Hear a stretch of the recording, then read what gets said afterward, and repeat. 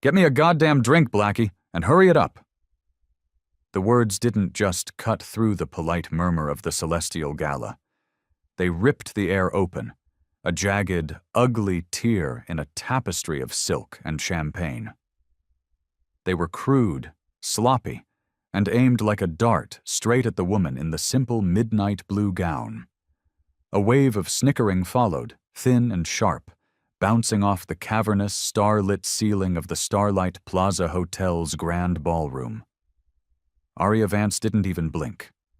She stood near a towering ice sculpture of a swan, the epitome of stillness in a sea of restless ambition. No cascade of diamonds dripped from her neck, no gaudy logos screamed her worth. Her power was a quieter thing, a gravity that bent the world around her without needing to announce itself. She brought her phone to her ear, her gaze, cool and analytical, locking on to the man who had just spoken. Julian Devereaux. Behind him, his mother, Eleonora, the family's icy matriarch, watched with an expression of bored approval, her pearl choker gleaming like a row of polished teeth. A small court of men in identical, ridiculously expensive tuxedos grinned, their faces flushed with privilege and too much vintage scotch. One of them, emboldened by Julian's audacity, actually snapped his fingers in her direction, a gesture one might use for a disobedient dog. But before we dive deeper into this abyss, I need to ask you something. Where are you watching this from right now? Drop your city, your state, your country in the comments below. And if you believe, deep in your bones, that dignity is not a privilege but a right, then smash that like button and subscribe to this channel. These stories aren't just stories, they're a wake-up call, and I'm damn glad you're here to answer it. Now, back to the storm brewing in Ethelberg. Aria's voice into her phone was a whisper, yet it held the weight of an earthquake. It's happening, Isabel. Execute contingency scythe. Cancel the $1.2 billion merger. The laughter around the Devereaux didn't stop, but it faltered, losing its rhythm. They hadn't heard the words, of course, but they saw the shift in her posture, the absolute, unshakable certainty in her eyes. It was the calm of a master strategist who wasn't being cornered, but was instead closing the final door of a trap she had set weeks ago. "Which catering service are you with, sweetheart?"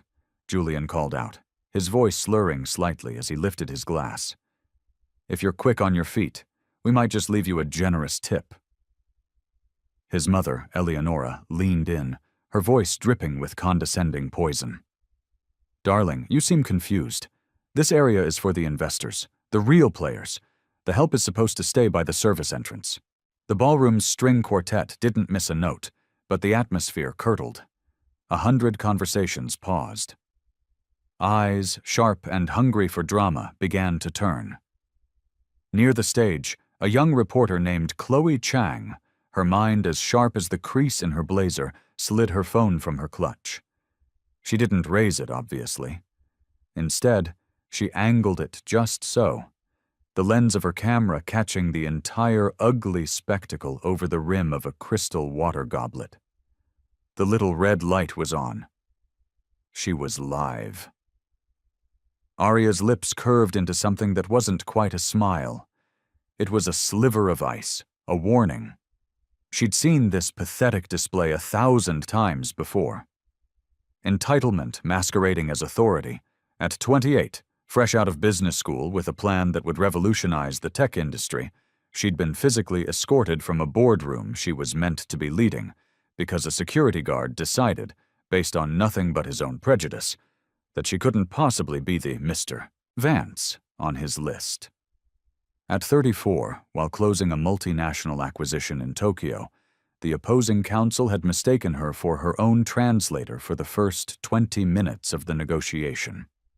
She had let him, and then, in flawless Japanese, she had systematically dismantled his entire legal position, leaving him speechless and humiliated. Julian's voice boomed again, louder this time, feeding on the attention. Security, we have a trespasser here. A uniformed guard near the grand entrance looked up, his expression a mixture of duty and confusion. The Devereux matriarch, Eleonora, a woman whose pearl necklace was probably worth more than the guard's house, took a predatory step forward. With a flick of her wrist, she snatched the event pass from where it was clipped to Arya's gown. The sound of the paper tearing was shockingly loud, a violent rip that seemed to silence the violins in the corner. Get her out of my sight. Arya didn't move a muscle. Her phone remained pressed to her ear. Priority Alpha, Isabel, she repeated, her voice as smooth as polished stone. Across the ballroom, Chloe Chang's hand tightened on her phone. The view count on her live stream was skyrocketing. She didn't know the woman in the midnight blue dress, but she recognized the look in her eyes. It was the look of a person who didn't need to shout to command an army.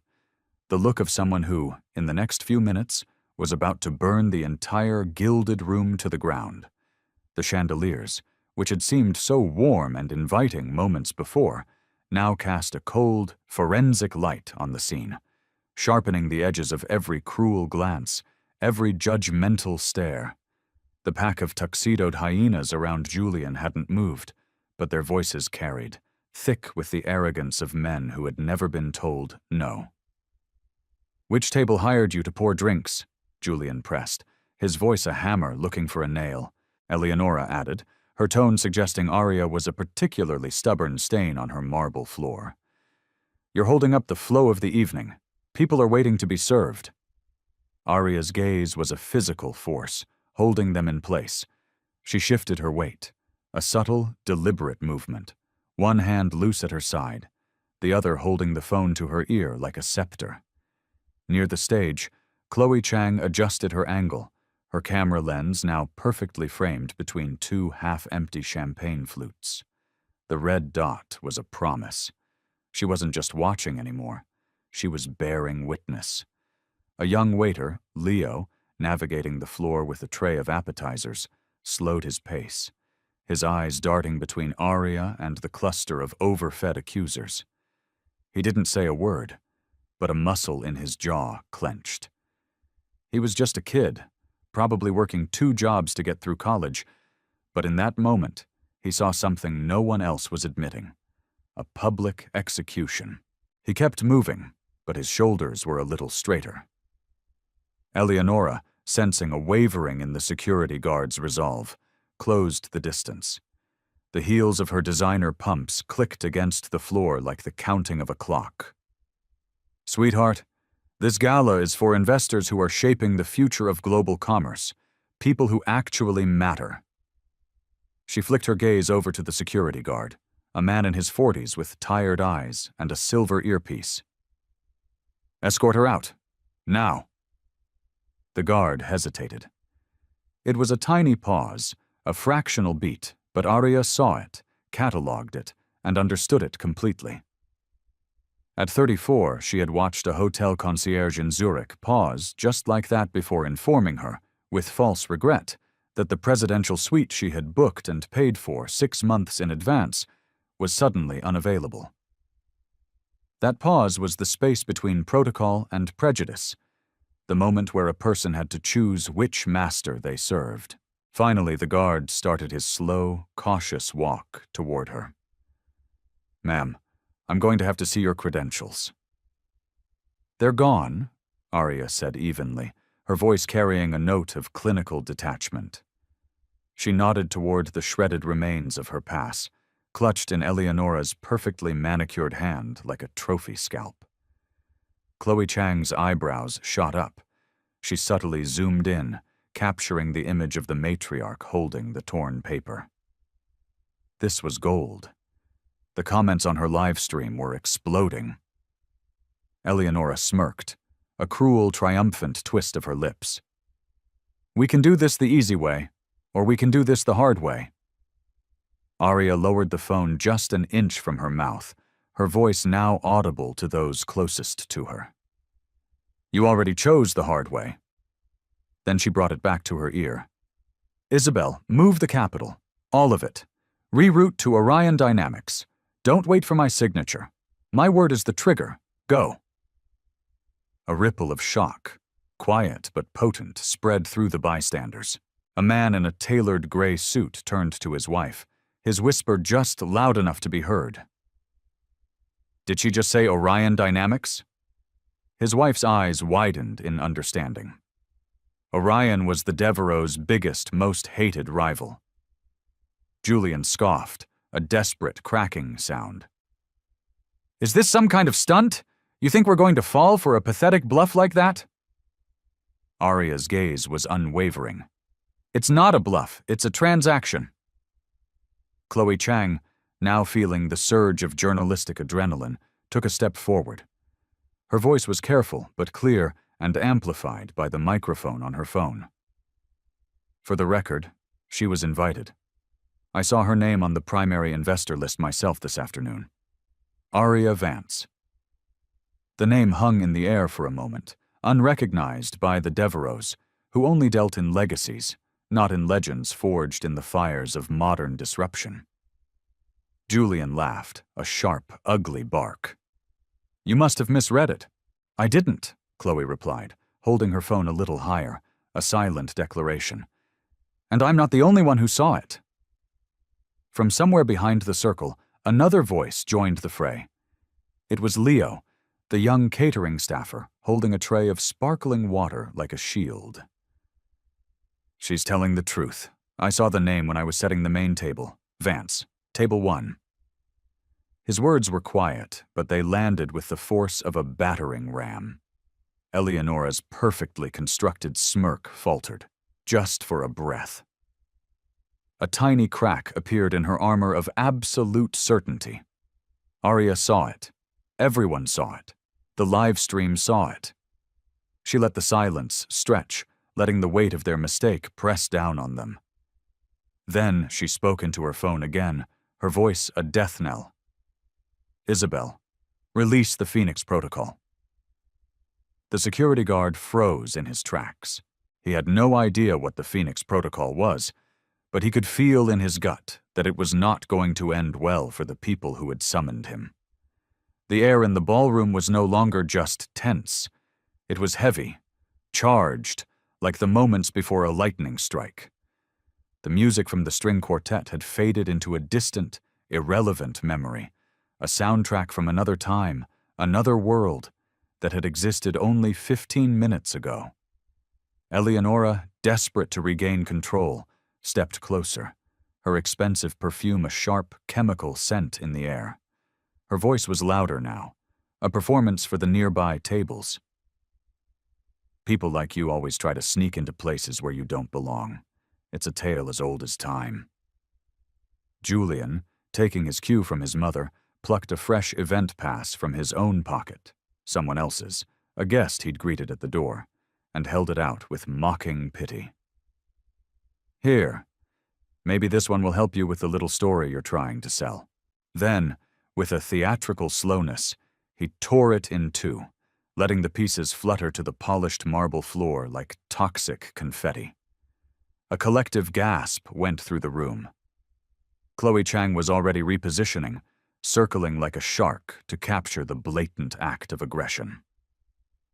Her phone was steady, a silent, unblinking eye recording every detail for the thousands of people now watching online. The matriarch turned back to the security guard, her patience gone.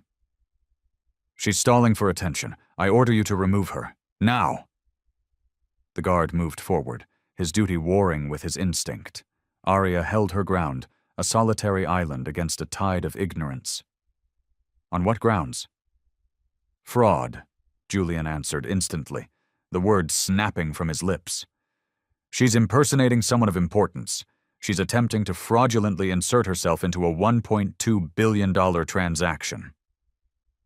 That number, $1.2 billion, sucked the remaining air out of the room.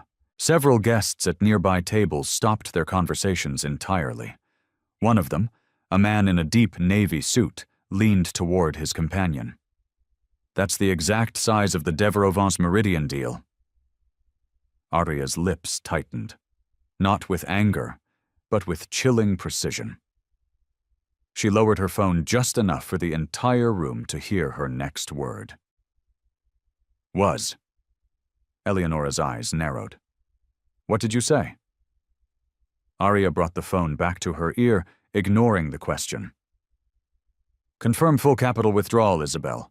Redirect all assets to the Orion Dynamics holding account. Notify both legal teams that the Devereaux merger is terminated, effective immediately, for breach of conduct. Across the room, someone audibly choked on their champagne. Julian laughed again, but this time it was a ragged, desperate sound teetering on the edge of hysteria. You can't redirect a damn thing. You are a nobody here. From the back of the growing crowd, Leo the caterer spoke up again, his voice stronger now, buoyed by the righteousness of the moment. She's not a nobody. You don't get to cancel a $1.2 billion deal unless you're the one who owns it. Eleonora whipped her head around, her face a mask of fury. Stay out of this, boy. Too late, Chloe cut in, her reporter's voice gaining a sharp, professional edge. You made it everyone's business the moment you laid hands on her and tore up her pass in front of 200 people and a live camera. The security guard stopped, now a mere 2 steps from Arya, his eyes darting between the entitled accusers and the growing mob of onlookers. A dozen phones were now raised openly, their red recording lights blinking like a swarm of small, defiant fireflies. Arya's voice remained low, measured, a surgeon's scalpel. One last chance. Are you absolutely certain you want me removed from this event? Eleonora didn't hesitate. Her pride was a fortress that admitted no possibility of error. Absolutely, she nodded curtly at the guard. Do your job. The guard took another hesitant step. And that's when Arya moved, not backward in retreat, but forward, one single deliberate step, closing the space between herself and the pack that had been circling her like wolves. The sheer, unexpected confidence of the move made Eleonora flinch, a tiny, involuntary retreat that was visible to every single person watching. Arya spoke, her voice still quiet, yet every word echoed with the force of a judgment being read aloud in a silent courtroom. You just told the wrong woman she doesn't belong in the room she paid for. The storm had not just broken, it had become a hurricane. The ballroom wasn't just buzzing anymore, it was vibrating, humming with a dangerous, unstable energy. Every glance, every whispered word was a current, feeding a feedback loop that was about to arc and blow every fuse in the building. Arya held her phone steady, her eyes locked on the matriarchs, a predator that had finally tired of playing with its food. Proceed to Phase 3, Isabel, she said into the receiver. On the other end, Isabel's crisp, calm voice was a weapon in its own right. Understood. Legal is on the line with the SEC compliance officer. Capital transfer is in its final stage. It's irreversible. Julian scoffed, a brittle, fragile sound now. Phase 3? What is this? Some kind of pathetic movie? Arya's gaze slid to him, pinning him in place. For the first time, she addressed him directly. Not a movie, an extinction-level event. The words weren't a punch. They were a verdict, all weight and finality. From the side of the room, Chloe Chang spoke again, her voice narrating the drama for her online audience. If she's bluffing, I have to ask, Mr. Devereaux, why do you suddenly look like you're about to be physically ill? Her camera was angled perfectly, capturing Julian's sweat-sheened brow and Eleonora's rigid posture in the same frame. The matriarch shot back, her voice shrill. This woman is a lunatic, trying to humiliate my family at a public event. No, Arya corrected softly, her voice a devastating counterpoint. I'm not humiliating you. I'm just holding up a mirror and letting your own actions do the work for me. The security guard shifted uncomfortably, his hand hovering near his radio but never touching it. He'd seen plenty of stunts at these high-profile galas, protesters, gate-crashers, jilted lovers. But this was different. This wasn't chaos. This was a controlled demolition. Near the ice sculpture, Leo, the caterer, whispered to another server, "Look at her. She's in complete control. She hasn't moved an inch unless she wanted to. They're the ones who are trapped." Isabel's voice returned in Arya's ear. "Corporate has officially flagged the Devereaux family's entire portfolio for breach of good faith in all negotiations, past and present. Do you want me to loop in the Orion Dynamics acquisitions team now?"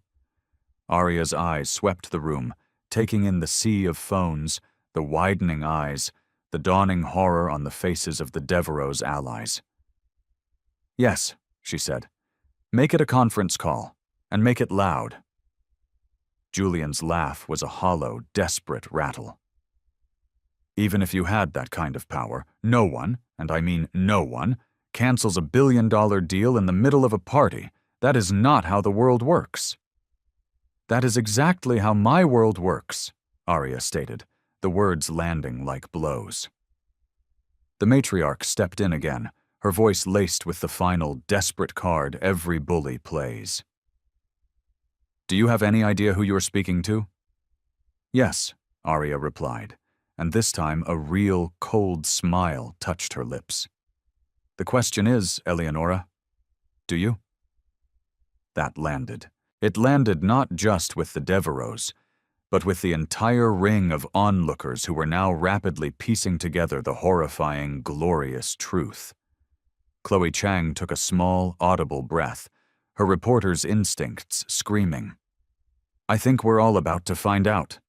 The guard had given up all pretense of action. He was caught between a direct order from a powerful family and the bone-deep certainty that he was about to make the biggest mistake of his career. Arya finally lowered her phone. Her voice, though still calm, now carried an edge of finality, like the moment before a guillotine is released. "You have called me a fraud. You have destroyed my credentials. You have tried to have me physically removed from a deal that I personally architected from the ground up. And through all of it, I have remained patient."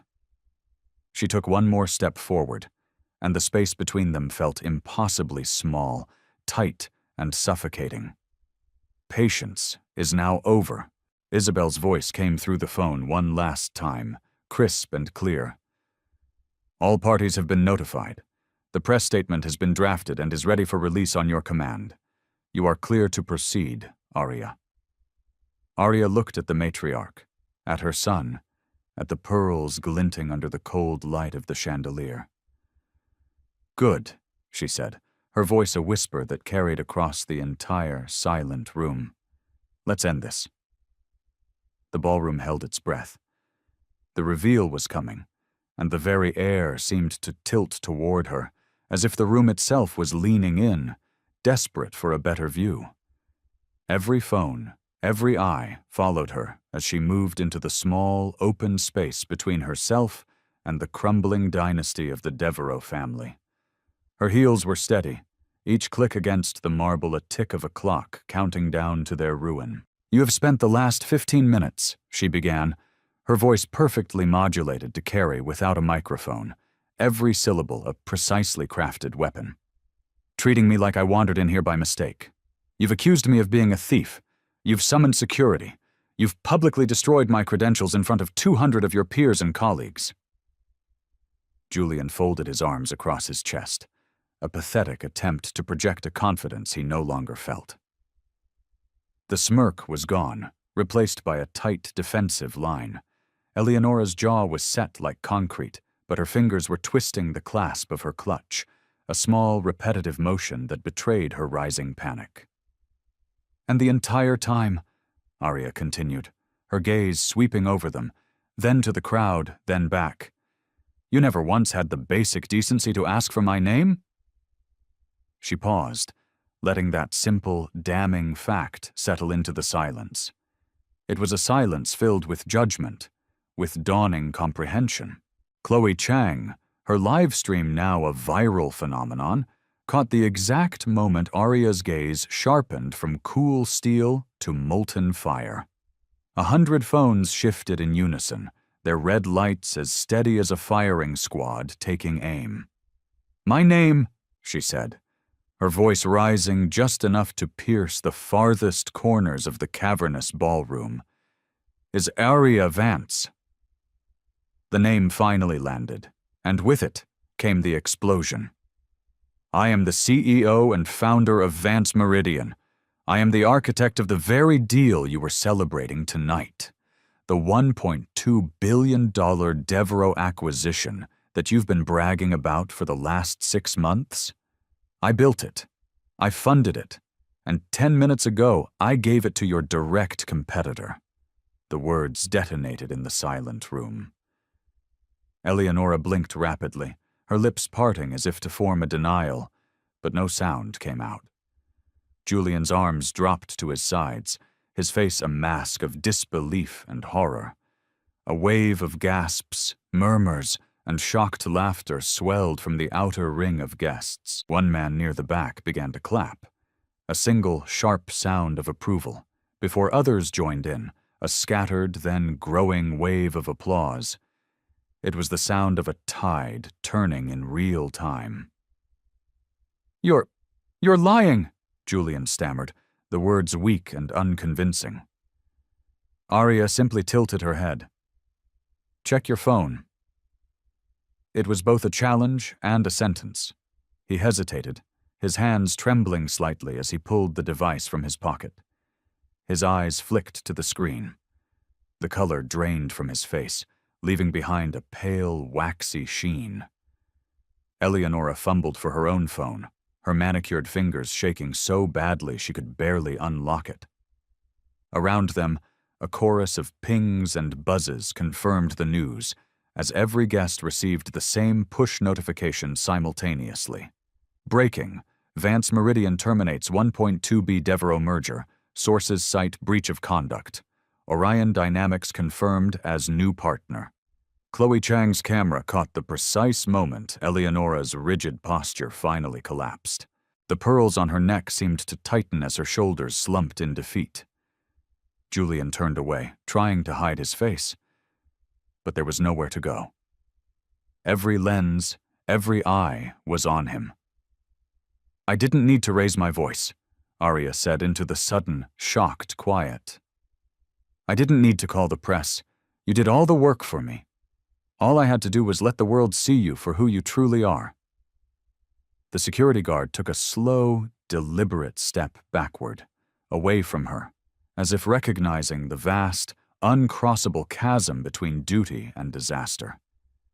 From the far end of the ballroom, Leo, the catering staffer who had spoken up for her, whispered to a colleague, a grin spreading across his face. "She doesn't just own the room. She owns the whole damn building." No one disagreed. The moment the push notification rippled through the gala, the atmosphere shifted from rupture to total system failure. The Devereaux were no longer just embarrassed. They were radioactive. Conversations fractured. Glasses were set down with sharp, definitive clicks. Julian's face was now a blotchy, furious red. His jaw worked silently as he muttered to his mother, "We can fix this. We can call our lawyers." "No," she snapped back under her breath, her eyes darting toward the exit as if she could simply outrun the global humiliation now unfolding on 1,000 screens per second. But there was no escape. Chloe Chang's lens was locked on her, a merciless, unblinking witness. Across the room, Leo the caterer set down his tray, his work for the night seemingly done, and simply folded his arms, a small, satisfied smile playing on his lips. The quartet in the corner, who had been silent since the reveal, now began packing away their instruments with a quiet finality. The party wasn't just over. It had been autopsied. A man in a navy suit, one of the Devereaux' own financial advisors, took a tentative step forward. "Aria, Ms. Vance, surely this isn't necessary. We can renegotiate. There must be a way to walk this back." Aria didn't even bother to turn and face him. Her voice was ice. "You had your chance to speak to me when you and your clients thought I was the waitress. You wasted it. The security guard, still rooted to the spot a few feet away, finally spoke, his voice quiet but carrying in the sudden hush. "Ma'am, Ms. Vance, my deepest apologies." His eyes were filled with a mixture of fear and respect. She gave him a brief, almost imperceptible nod. Not forgiveness, but an acknowledgement of his belated return to reason. Julian tried again, his tone now cracked with a desperate, pleading note. "Look, we didn't know. It was a mistake." "You did," Arya cut in, her voice a blade that silenced him instantly. "You saw a woman of color in a simple dress, and you made a judgment. That wasn't a mistake, it was a choice, and now you get to live with the consequences." From the side, Chloe spoke into her phone, her voice a calm, professional narration of the carnage. "And this, ladies and gentlemen, is what happens when arrogance writes a check that reality can't cash." A ripple of grim agreement passed through the onlookers. The applause started again, stronger this time, a steady, rolling thunder that filled the high-ceilinged space. Eleonora tried one last pathetic gambit, her voice a hoarse whisper. "We can make this right. Name a price." Arya finally turned to face her fully, stepping closer, not in aggression, but with the deliberate calm of a force of nature. "Right would have been seeing a human being before you saw a servant. Right would have been treating a stranger with the basic dignity you claim to possess. Right would have been recognizing my name on the investor list and understanding that power in the 21st century doesn't always come wrapped in pearls and a pedigree. Now, all you have left is the deal you lost and the reputation you just incinerated." Silence. Complete and total silence, broken only by the hum of the air conditioning. Leo, the caterer, spoke again, his voice firmer than before, a clear, ringing note of truth. "You don't get to erase someone and then act surprised when they're the one holding the eraser." That line landed like a punch to the gut. Even the security guard nodded once, slowly. Arya straightened her shoulders. "This conversation is over, and so is your claim to my company, my capital, and my time." With that, she turned and began to walk toward the exit. The phones kept recording, the murmur of the crowd parting before her like the Red Sea. The Devereaux stood frozen in the middle of the floor, their tuxedos and pearls suddenly looking like cheap costumes for a play that had closed on opening night.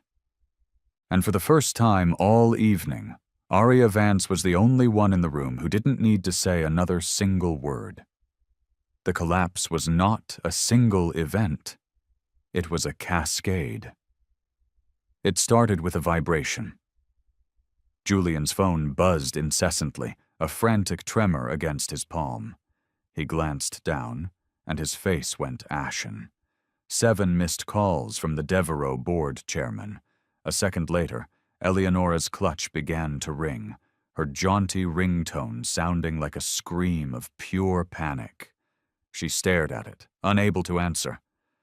From across the room, the navy-suited advisor's phone lit up. He turned away, his voice a low, urgent whisper. "Sell it all. I don't care what the price is, just get us out."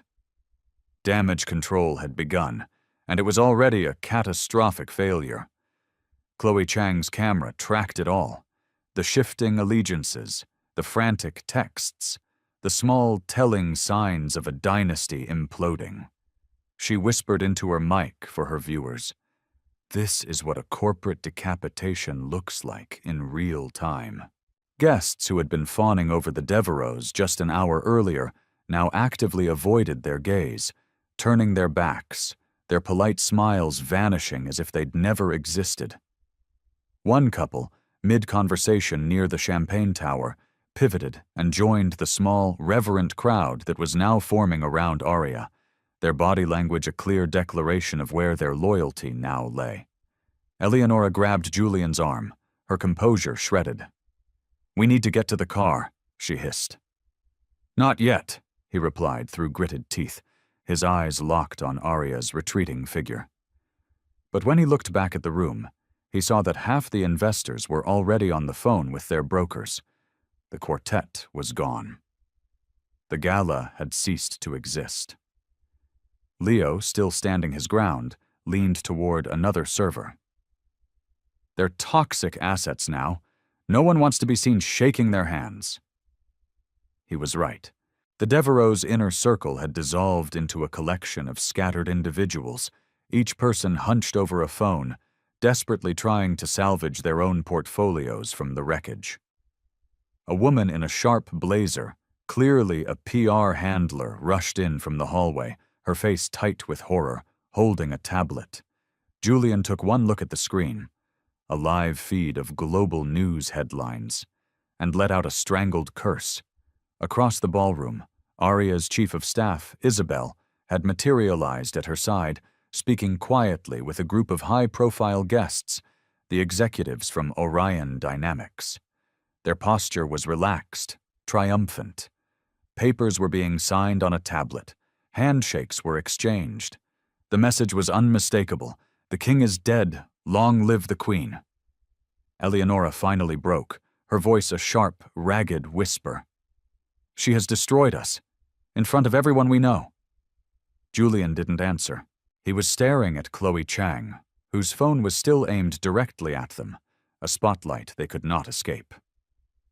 Somewhere behind them, another guest muttered, just loud enough for the nearest microphones to pick it up. "They didn't get destroyed. They committed suicide." And then came the sound that cut the deepest, chairs scraping back from tables as dozens of guests rose to leave. Not just to follow Arya, but to definitively abandon the Devereaux. The ballroom was emptying around them, the vast space that had been their stage shrinking into a prison cell of their own making. The collapse wasn't coming. It was here. Arya didn't rush. Each step she took toward the grand exit was measured, allowing the Devereaux time to feel the full, crushing weight of their fall. Isabel met her halfway, a sleek tablet in hand. "All Orion contracts are executed and triple verified," she murmured, "and as per your instructions, we have officially revoked the Devereaux Group's access to the Vance Meridian Global Investor Portal. They are locked out." "Good," Arya said. "Make sure every vendor, supplier, and partner in our entire network gets the memo before sunrise." Isabel's fingers flew across the screen. "Drafting now. Do you want me to CC their legal department?" "Bury them in it," Arya replied, without a flicker of hesitation. Julian, still anchored to the spot across the ballroom, seemed to sense the finality of the conversation. His voice, now thin and reedy, cut through the fading chatter. "You can't just lock us out. We have contracts. We have agreements." Arya turned slightly, just enough for her words to carry across the space like shards of glass. "All of our agreements are built on a foundation of mutual respect. You personally voided that clause the moment you ordered me to fetch you a drink." Murmurs of approval rippled through the remaining guests. One investor whispered to another, "My God, she's freezing them out of the entire ecosystem." His tone was a mixture of sheer terror and profound admiration. Isabel's tablet pinged softly. "Done. Vendor and supplier notifications have been sent. Our IT department confirms their corporate logins have been permanently disabled." "Perfect," Arya said. "Now send the same notice to the international press. Word it as a corporate values decision. Make it explicitly clear that Vance Meridian does not partner with individuals or organizations that engage in public humiliation and bigotry." From her vantage point, Chloe Chang caught the moment Isabel hit send. It was a small, quiet tap of a finger on a screen, but it was an act of war that would have consequences for generations. Eleonora's voice finally cracked, the sound of breaking glass. This is vindictive." "No," Arya said, turning to face her fully one last time. "This is responsible leadership. My company, my investors, and my employees deserve partners who reflect our values. You have demonstrated that you do not. If you find this outcome harsh, perhaps you should spend some time considering how it felt to stand here and be told I didn't belong in the deal that I built with my own 2 hands. The matriarch's lips trembled, but she said nothing. There was nothing left to say. A server passed by with a tray of champagne, a relic from a party that was now dead. Arya stopped him with a gentle hand on his arm.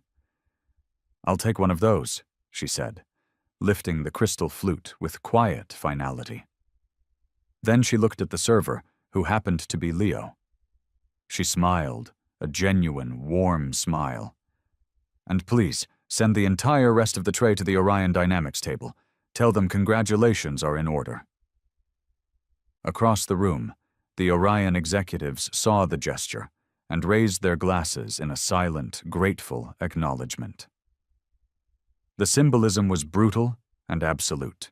The celebration had officially and permanently moved camps. Isabel leaned in one last time. "Do you want me to initiate the full portfolio review of all Devereaux subsidiary holdings? We can begin acquiring their vulnerable assets by market open." Arya's answer was immediate. "Yes. Flag anything connected to our network, then dismantle it, buy it, or shut it down. Leave nothing." Julian took an involuntary step forward, his face a mask of primal rage, but stopped short under the heavy gaze of every phone still recording. He knew, with a dawning, sickening certainty, that one more wrong move would be replayed on the internet for the rest of his life. Arya set the untouched champagne flute back on Leo's tray. "I don't need to toast to this," she said softly, more to herself than to anyone else. "This was never a victory. It was a correction." With that, she turned and walked away. The Devereaux were left behind, frozen in their self-made ruin, locked out of more than just a party. They were locked out of the future. The conference room at Vance Meridian's global headquarters was a world away from the Starlight Plaza ballroom. It was a space of clean lines, brushed steel, and panoramic views of the Ethelberg skyline. There were no chandeliers, only the cold, clear light of a new day. Arya sat at the head of a long walnut table, with Isabel on her right, and the top executives from Orion Dynamics on her left.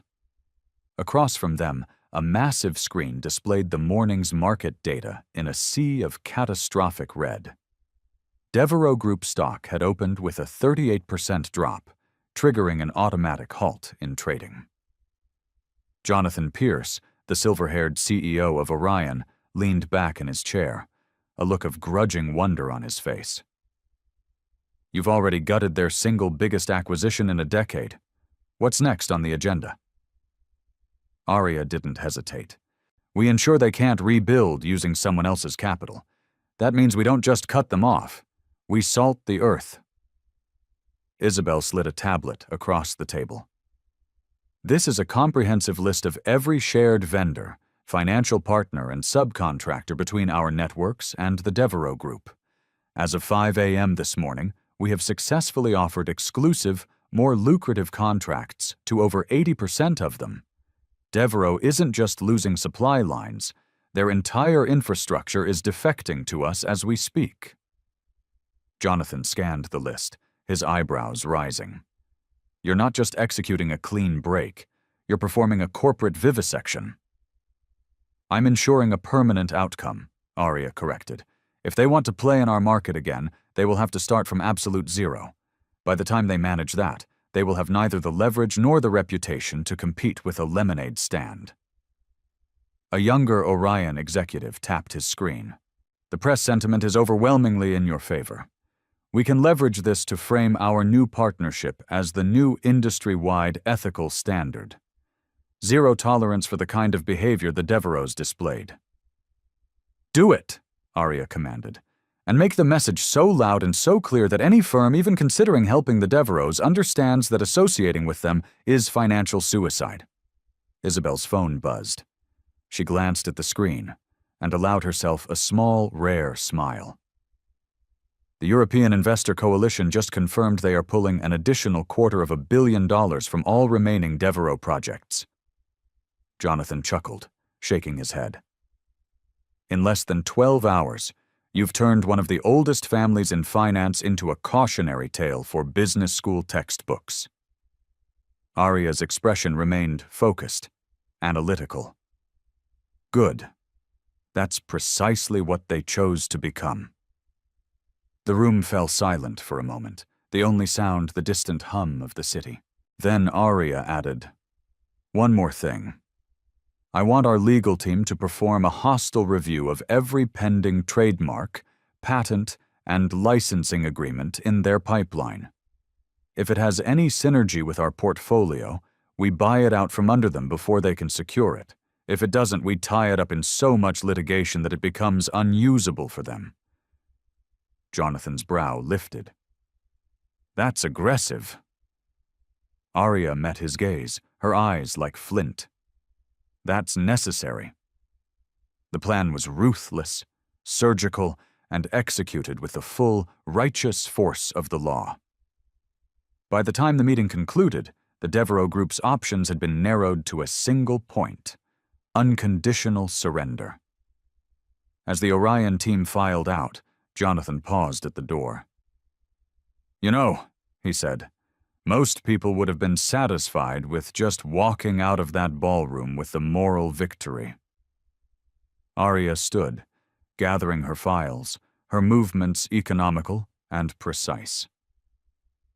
"Moral victories are for people who want applause, Jonathan. I want results." And with that, she turned toward the floor-to-ceiling windows of her office. The city skyline waited beyond the glass, a sprawling kingdom of steel and ambition. A reminder that in her world, the real power moves. The ones that change the world always happen long after the cameras have been turned off. The sun was setting, painting the city in hues of gold and fire. From her corner office, Aria stood with her hands tucked into the pockets of her trousers, watching the skyline not as a view, but as a chessboard she had already won. On the polished surface of her desk, a single cream-colored envelope lay unopened. The embossed, arrogant seal of the Devereaux Group was impossible to miss. Isabel had placed it there an hour ago with a single, quiet word. Urgent. Aria made no move to open it. She didn't need to. She knew exactly what it contained. Desperate pleas for reconsideration. Hollow, self-serving apologies dressed up as diplomacy. Perhaps even a pathetic offer to buy back her favor, as if her dignity had a price tag. The real power wasn't in the letter they had sent. It was in the fact that she had made it irrelevant before it ever arrived. Behind her, a television mounted on the wall played a news segment on mute. The clips from the gala were already iconic. Headlines scrolled beneath the images.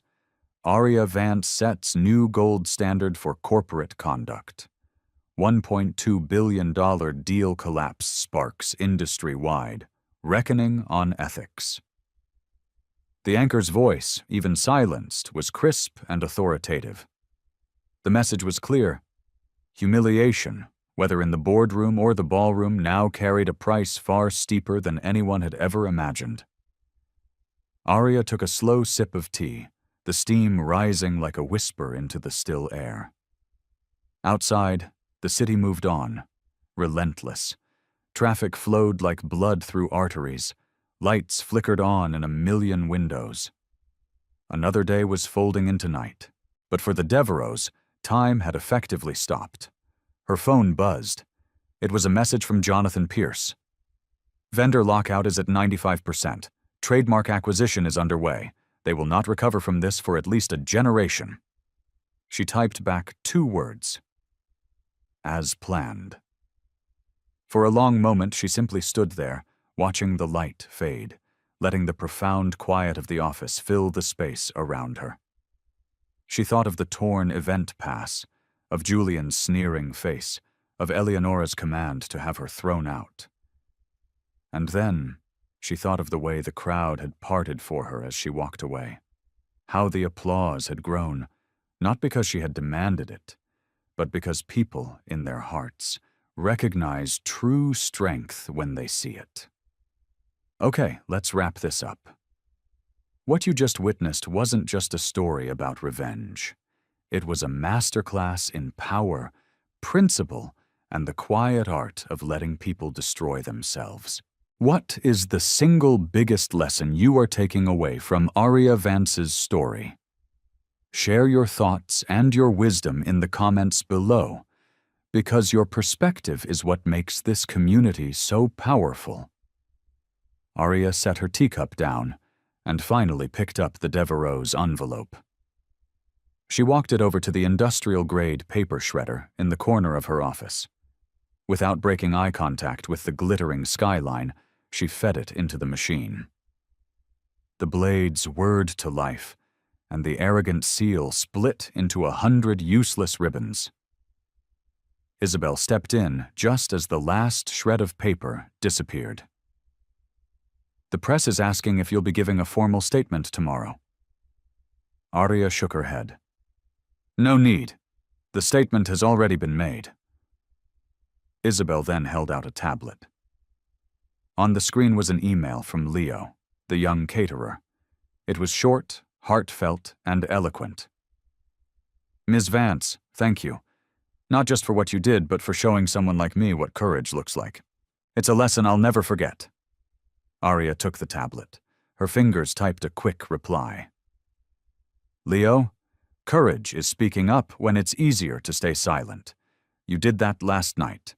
Let's talk about your future. My foundation has a scholarship for promising young people. It has your name on it if you want it. She handed the tablet back to Isabel. Make it happen. Outside, the last light of the day caught the highest point of the tallest building in view, the Vance Meridian Tower. It glowed against the deepening blue of the evening sky, unshakable, unmistakable, a testament to a new kind of empire. And in that moment, Aria Vance smiled, not for the victory, not for the revenge, but for the profound, unshakable certainty of it all. She had never needed their permission to be in the room. She had built the room. And now, she was rebuilding the world outside its walls, one act of quiet, constructive power at a time. Thank you for being here, for watching, and for believing in these stories. Hit that like button one last time for Justice Served Cold, and make damn sure you're subscribed with notifications on, so you don't miss the next story that absolutely needs to be told. Until next time.